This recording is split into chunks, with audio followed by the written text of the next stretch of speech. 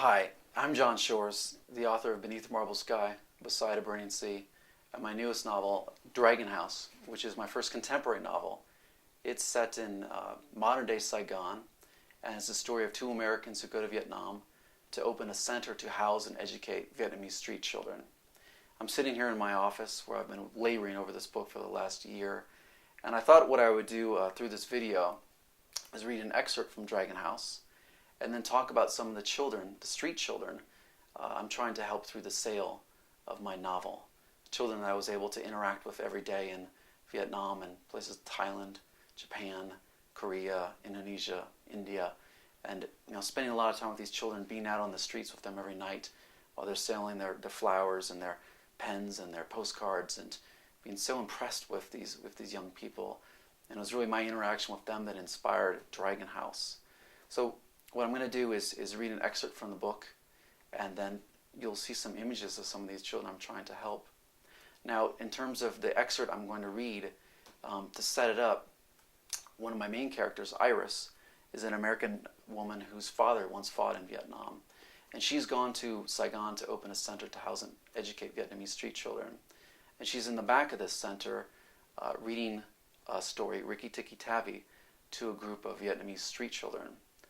And a local policeman by the name of San, who once fought in the Vietnam War against Americans, and from the start has been kind of an antagonist of Iris's from the beginning. He wanders into this playground, and he is kind of eavesdropping on her conversation with these children and becoming more connected with her. So that's the setup for this little excerpt I'm going to read. San walked toward the center. The squat building soon confronted him. Stepping past the gate, he moved inside. No noises came from upstairs. Curious where everyone was, he walked through the kitchen and into the playground. He heard the American's voice before he saw her outline. She might have glanced up at him as he approached. She sat on the ground while four figures occupied a bench in front of her. One of them appeared to be under a blanket. Iris paused from reading to look up at him. "Hello," she said. "May I help you?" He shook his head, wondering if she was glad to see him, if she understood how he tried to protect them. "Not now," he replied. "I just opened a book. I'm going to read a story." "Good." "You don't mind waiting?" "No." "Well, thank you." San didn't turn away and seek someplace quiet to sit. Instead, he studied the four figures, finally recognizing Key and Tom. He listened to Iris read a story about a British family who had lived in India. At first, San didn't like the family, for he knew that the British had colonized India in the same way that the French had occupied Vietnam. But as the story unfolded, he was captivated by the tale of a mongoose that fought to protect a young boy from cobras. The mongoose was named Rikki Tikki Tavi. San had never seen a mongoose, but he had heard of them, and he grew to admire Rikki Tikki Tavi, who risked his life in an epic struggle to rid the family's garden of cobras. The mongoose was cunning and brave and loyal, and his dedication and love for the boy were commendable. Glancing up as she read, Iris could see that San was listening to her every word. Thien had told her about his promise to deliver the swing set and his desire to save 4 homeless girls. Though Iris still felt uneasy in San's presence, she was also surprisingly pleased to have him listening to her story.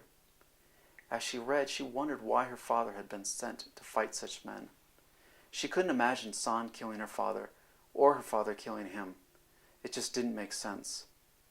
Iris continued to read, now watching the children, aware that May and Min were completely mesmerized by her words, and that Tam was trying to stay awake, but was drifting to sleep. Thinking of Tam's fate, of what the doctor had said earlier that day, Iris felt weariness creep into her voice, even though she tried to keep it at bay. She did her best to inject excitement into her story, a story that she'd loved since childhood. As San listened, he heard her exhaustion and felt her strength. He saw how she continuously gazed at Tom, how she sought to make the children smile, and her passion, her commitment to the children were suddenly as tangible to him as the sun on his skin. She treated them as if they were her own. Perhaps she is the mongoose, San thought. She's everything that he is, and she's doing everything that he does. She's saving those girls from snakes, and I've been nothing more than a grasshopper who watches from afar. It's true that her country destroyed my family, and I'll never forget that crime or forgive that crime. Never. But she's a mongoose in a world of snakes, in my world, and I think she wants my help, and I need to help her, even though I'm no longer a mongoose like her. I'm old and poor, I can't see, I still have hate in my heart, but I'm not going to blame her. Instead, I'm going to help her. Perhaps I can be the bird that warns this Rikki-Tikki-Tavi of the snakes. If she can be the mongoose, I can be the bird. I don't care if she's American, if her father killed my countrymen. She's doing what's right, and I'm going to help her. So that's a bit of Dragon House. What I'm trying to do, one of the many things I'm trying to do through this novel is help street children in Vietnam.